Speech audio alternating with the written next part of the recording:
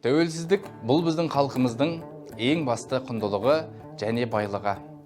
Тәуелсіздігімізді көздің қарашығындай сақтау отанымыздың әрбір азаматының міндеті әрі қасиетті борышы. Біз мыңдаған жылдарды артқа тастап, тағдыр соқпағынан сүрінбей өтіп, елдігіміздің, тіліміздің, мәдениетіміздің және ұлттық құндылықтардың сабақтастығын сақтай отырып, осы кезеңге жеттік. Тәуелсіздік жолында қанды соғысты да, зұлмат ашаршылықты да, жазықсыз қуғын сүргінді де көрдік. Осынау орасан зор аумақты уысында ұстап, қорғап қалған сайдың тасындай ірі, азаттыққа ұмтылған ұлы рухты, отанға деген шексіз махаббатқа, батылдық пен батырлыққа ие бабаларымызға мәңгі қарыздармыз. Тәуелсіздігіміз тұғырлы болсын.